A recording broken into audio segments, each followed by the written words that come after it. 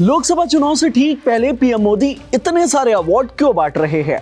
मोदी अपने 10 सालों के कार्यकाल में जो कर सकते थे वो अब ठीक चुनाव से पहले क्यों कर रहे हैं? मोदी सरकार ने पहले कर्पूरी ठाकुर, चौधरी चरण सिंह और नरसिम्हा राव को भारत रत्न देने की घोषणा की। फिर लाल कृष्ण आडवाणी और कृषि वैज्ञानिक एमएस स्वामीनाथन के नाम का ऐलान हुआ और अब जगत गुरु स्वामी रामभद्राचार्य और गुलजार को ज्ञानपीठ अवार्ड देने की घोषणा हुई है।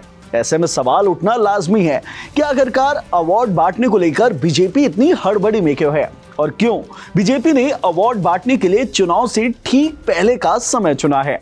Hello everyone, I am Himanshu and you are watching uncut. Experts का मानना है कि मोदी सरकार भारत रत्न को चुनावी टूल की तरह इस्तेमाल करने की कोशिश में है, क्योंकि भारत रत्न देने को लेकर संविधान के अनुच्छेद 18(1) में जो नियम है उसके मुताबिक भारत रत्न साल में 3 बार ही दिया जा सकता है। लेकिन अब तक मोदी सरकार 5 नाम का ऐलान कर चुकी है। ऐसे में बीजेपी के अंदर इन अवार्ड्स को लेकर क्या कुछ चल रहा है, इसे लेकर सीनियर जर्नलिस्ट हेमंत अत्री ने एक न्यूज वेबसाइट से बात की। हेमंत अत्री ने कहा कि ये भारत रत्न नहीं, चुनावी रत्न है। ये चुनावी समीकरण साधने के लिए दिए गए हैं। कर्पूरी ठाकुर को भारत रत्न के ऐलान के बाद नीतीश कुमार की सरकार पलट गई थी। उसी तरह चौधरी चरण सिंह के नाम के ऐलान के बाद आरएलडी चीफ जयंत चौधरी ने बीजेपी के साथ गठबंधन का संकेत दे दिया था। अगर हेमंत अत्री के कहे के मुताबिक सोचने की कोशिश करें तो ये साफ समझ में आ रहा है कि ये पूरा का पूरा चुनावी दाव है, क्योंकि जिस तरह से किसानों ने 13 महीने तक प्रोटेस्ट किया था और अब दोबारा प्रोटेस्ट करने आ गए हैं। ऐसे में अगर किसानों का दिल जीतना है तो उनके बड़े नेताओं को सम्मानित किया जाए। चौधरी चरण सिंह पश्चिमी यूपी और हरियाणा में बड़े किसान नेता के तौर पर जाने जाते हैं। ऐसे में चौधरी चरण सिंह को सम्मानित करने के बाद उनके पोते ने सपा के साथ गठबंधन तोड़कर बीजेपी के साथ गठबंधन करने का संकेत दे दिया है। चौधरी चरण सिंह के पोते जयंत चौधरी की पार्टी की पश्चिमी यूपी में अच्छी खासी पकड़ है, जहां के किसान प्रदर्शन में शामिल हुए थे। ऐसे में चौधरी को सम्मानित कर बीजेपी पश्चिमी यूपी और काफी हद तक हरियाणा के किसानों से फायदा कमा सकती है। कृषि वैज्ञानिक एमएस स्वामीनाथन को भी सम्मानित करने के पीछे का कुछ ऐसा ही कारण है, क्योंकि किसान बार बार स्वामीनाथन रिपोर्ट को लागू करने की मांग करते हैं। ऐसे में बीजेपी ये संदेश देना चाहती है कि वो स्वामीनाथन को सम्मानित कर रहे हैं और फ्यूचर में उनके रिपोर्ट को जरूर लागू करेंगे। अब नाम आता है लाल कृष्ण आडवाणी और नरसिम्हा राव का। इन्हें भी मोदी सरकार भारत रत्न से सम्मानित कर रही है। ऐसे में इन्हें लेकर बीजेपी के अंदर क्या कुछ चल रहा है, ये बताया पॉलिटिकल एक्सपर्ट नीलांजन मुखोपाध्याय ने।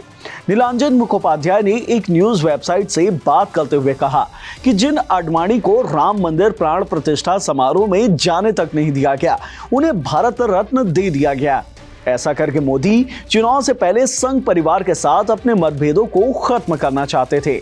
ठीक ऐसे ही कुछ प्लान नरसिम्हा राव को लेकर भी सामने आया है। देखिए, मोदी और बीजेपी हमेशा से कांग्रेस पर परिवारवाद का आरोप लगाते आए हैं और लोगों के बीच एक बात प्रचलित है कि कांग्रेस परिवार ने कभी भी नरसिम्हा राव को वो सम्मान नहीं दिया जिनके वो हकदार थे। ऐसे में मोदी नरसिम्हा राव को सम्मानित कर ये संदेश देना चाहते हैं कि नरसिम्हा राव वैसे तो अच्छे प्रधानमंत्री और नेता थे, लेकिन सोनिया गांधी ने उनका अपमान किया था। मोदी ऐसा पहले भी कर चुके हैं, जिनका उन्हें फायदा भी मिला था। साल 2019 में मोदी ने ऐसे ही कांग्रेस नेता रहे प्रणब मुखर्जी को सम्मानित किया था और उनकी काफी तारीफें की और लोगों तक ये मैसेज भेजने की कोशिश की कि कांग्रेस और गांधी परिवार ने प्रणब मुखर्जी का अपमान किया। परिवार को आगे बढ़ाने के लिए उन्हें साइडलाइन किया गया, लेकिन बीजेपी उन्हें सम्मानित कर उनका असली हक उन्हें दे रही है। गुलाम नबी आजाद भी जब कांग्रेस छोड़ रहे थे और राज्यसभा से उनकी विदाई हो रही थी, तब भी मोदी ने उनकी तारीफों के पुल बांधे थे और जनता तक ये मैसेज भेजा था कि बीजेपी अच्छे नेताओं की तारीफ करती आई है, भले ही वो कांग्रेस में ही क्यों ना हो, लेकिन परिवार ने कांग्रेस को खराब कर रखा है। अब मोदी भारत रत्न का इस्तेमाल चुनावी टूल के तौर पर कर रहे हैं या नहीं, ये तो वही जानते हैं, या फिर बीजेपी की लीडरशिप। लेकिन ये बात तो साफ है कि इसका फायदा जरूर लोकसभा चुनाव में देखने को मिलेगा।